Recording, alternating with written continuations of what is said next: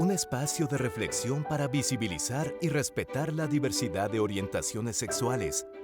Por usted, que es un padre para todos nosotros. Sin embargo, Nancy se atrevió y a los 39 años dijo ante las cámaras y los ojos de todo México que ella era gay. En el marco del Día Internacional de la Diversidad Sexual, Cine del 11 presenta el ciclo Abraza la Diversidad, todos los domingos de junio a la medianoche.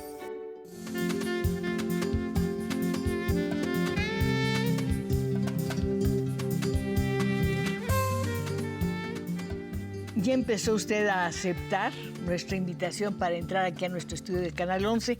Tengo en la mano sus llamadas. Parsila Prada Turrubiate, que siempre nos llama, muchísimas gracias, dice buenas noches, encantadora señora Pacheco, muchas gracias. Un gusto acompañarla siempre en su programa. Saludos a Canal 11 y a su equipo desde San Luis Potosí. La señorita Estela Malpica, sí, así se llama, qué felicidades, qué arte. La voz considerada toda una profesión, hay que rendirle tributo. Hay algo que quiero mencionar antes de que me olvide. Entre tus muchas actividades está la de conferencista. Y decías que das conferencias a personas que, aunque no sean actores, necesitan de su voz.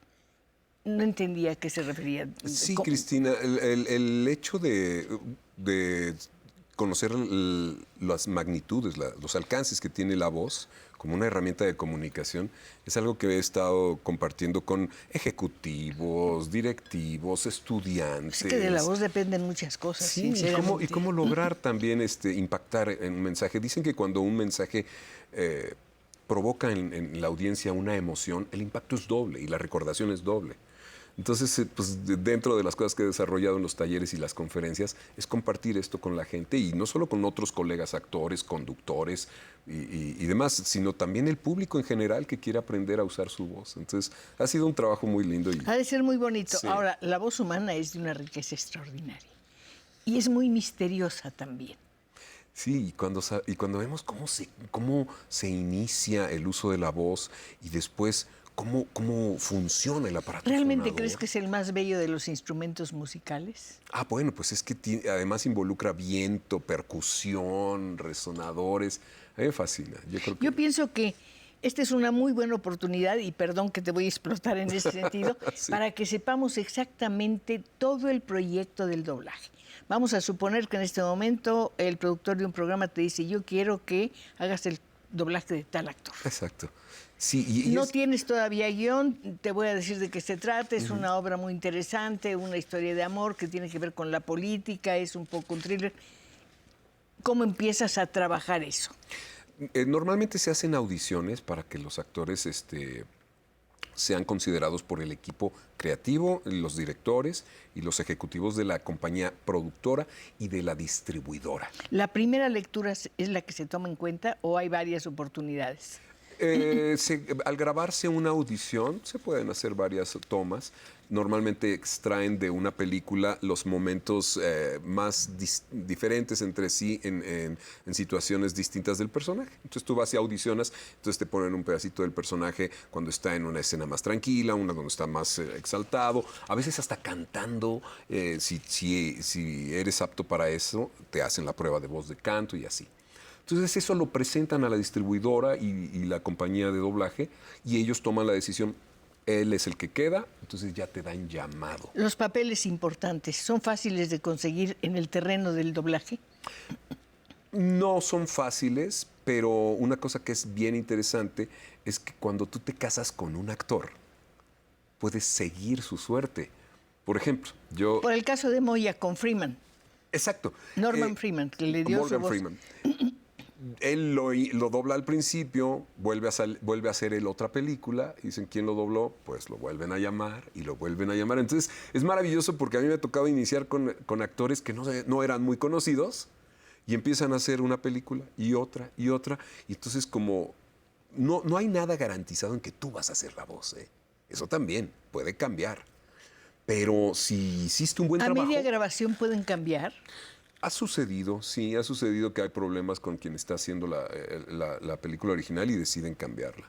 Sí lo he visto. Pongamos que ya vas a comenzar a trabajar. ¿A dónde llegas a trabajar? Llegas a las salas de grabación o en línea, como se usa ahora. El director te da un brief de la situación, te pone ¿Qué hay en esa antecedente. sala? En esa sala hay un atril, un par de audífonos, un micrófono en su posición y un monitor de ¿Hay una televisión. ventana? Hay una ventana para estar en comunicación con el ingeniero y con el director. Antes los directores estaban dentro de la sala contigo. Por eso te lo pregunté, porque lo vi en alguna parte. Sí, antes estaban dentro y la pantalla era tan grande como la de un cine. Ahora son más pequeñitas las salas, están afuera el director y el ingeniero, y tú estás ahí dentro viéndolos, ¿no? Puedes pasar muchas horas en una sala de doblaje. A eso ¿eh? me refiero. Estás atento a la pantalla. Tienes que hablar y mover los labios exactamente que coincidan con el movimiento de los labios del actor original. Sí, y no solo eso, no te puedes salir del eje del micrófono. Si el micrófono está aquí y tú estás en una escena donde está corriendo, está brincando, está peleando, todo lo tienes que hacer sin salirte del eje. No puede sonar tu camisa, no pueden sonar tus collares, aretes o lo que traigan los actores. Entonces tienes que estar en una posición sin hacer ruido, sin salirte del eje. Y no solo sincronizar los movimientos, también la gesticulación, la intención. Pero no te van a ver. Exacto, pero la voz es una consecuencia de lo que pasa en nuestro cuerpo. No sonará nunca igual una palabra dicha sin mover las cejas, por ejemplo. Muy buenas noches. Muy buenas noches. Cambia esto, ¿no? Entonces todo eso la gente lo percibe. Sí, pero el actor sabe que tú estás actuando. Así Un es. actor de doblaje está actuando. Así es. Está dando todo, pero nadie lo va a ver. Nadie lo va a ver. Lo va a Y a lo escuchar. mejor no lo reconoce.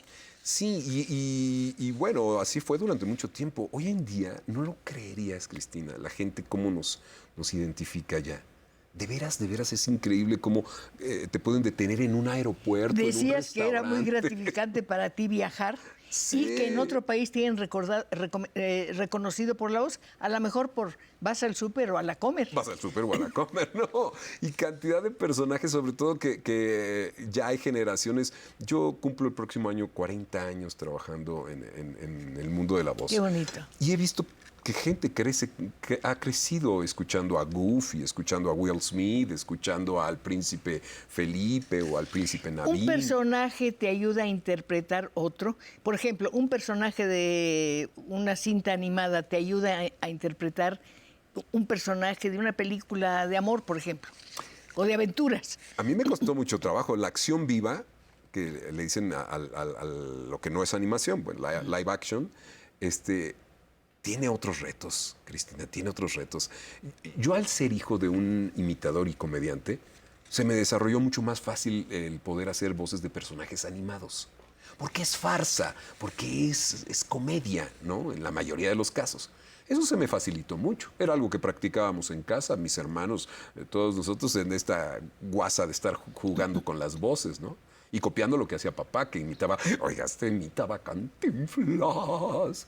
O, por ejemplo, de repente imitaba también a ese otro que decía, hermanito del alma, ay, farolito. Entonces, todas esas cosas que veíamos de niños. Imitaba al doctor IQ. Perfectamente bien contestado abajo a mi derecha. Esas cosas las veíamos y era guasa, lo podías hacer. Pero cuando entras a una película en donde tienes que hacer a Will Smith, que me ha tocado hacerlo mucho, o a Ewan McGregor, o a John C. Reilly, o a Clive Owen, y están en una escena dramática de verdad, aquí lo más importante es la credibilidad, Cristina. Que la gente que está viendo la película no se dé cuenta que está doblada, que viva la escena y que la viva intensamente, ¿no? Dicen que el doblaje es como un buen dobladillo de un vestido. Claro. No se debe notar. Ninguna costura se debe notar. Nada se debe notar. Bueno, aquí estamos aprendiendo muchas cosas. Tú me decías que por qué querías saberlo si te voy a quitar la chamba. No, no pensaba en eso. Pero sí creo que tenemos que agradecer profundamente a los actores de doblaje. Sí, es un trabajo de adaptación que se hace y que la gente que no puede... Fíjate, en un principio la idea era que al hacer una adaptación de una obra original en cualquier otro idioma, la gente que no tiene acceso a otro idioma o a leer subtítulos, pues pudiera disfrutar de una película, ¿no? Pero Hay cosas que se dicen en un idioma con menos palabras o con más palabras que en otros. Ahí está el problema. Esa es la magia del adaptador. O sea, imagínate cómo en el caso del inglés, pues todos los shortcuts que hacen que las palabras cortitas, cuando las traduces al español, se hagan enormes. Los chistes locales, las referencias locales, todo eso lo tenemos que tropicalizar. Y esta es una labor del adaptador, del director y del actor. Además tiene que ser una traducción que cuadre, que interese y que le diga lo mismo a una persona que está en Perú, que en Chile, que en Argentina, que en Bolivia, donde sea. Y no solo eso, que coincida con el movimiento de los labios. No solo eso. Por ejemplo, tú puedes decir, que el actor en inglés puede decir, hello daddy, ¿no? Daddy. Y aquí dirías, hola papi, ¿no? Pues hay un golpe de labios ahí que nunca va a quedar. Eso tampoco se debe notar. No se debe notar. Entonces, el trabajo que hacen los directores y los adaptadores, ¿sabes qué hacen, Cristina? Mueven las ideas del lugar. Está bien interesante. ¿En qué sentido? Sí, porque haz de cuenta que dice, hello daddy, I'm here, ¿no? Entonces lo que haces en español es que la cambias y dices, estoy aquí, hola papi. Simplemente volteaste la idea. ¿Por qué lo haces? Para que coincidan los labios. Porque en inglés si dices I'm here, ahí hay un labial, ahí hay un golpe de labios. Perdón por la pregunta, pero ¿cuántas veces puedes o tienes que repetir una escena para que coincida todo? Sí, de pronto nos podemos atorar en un loop, que es la medida. El loop es la vuelta que daba la película en el carrete. Entonces se quedó como una medida. Pero a veces en un par de tomas, 2 o 3 tomas, queda, ¿eh? Hay quienes lo hacen en una o hay quienes lo hacen en 20. ¿Qué pasa cuando vas a ver una película cuyo actor principal doblaste y lo ves y te oyes? ¿Qué sientes? Me ha pasado, es una experiencia linda. Me ha sucedido. ¿Y sabes qué es lo más lindo?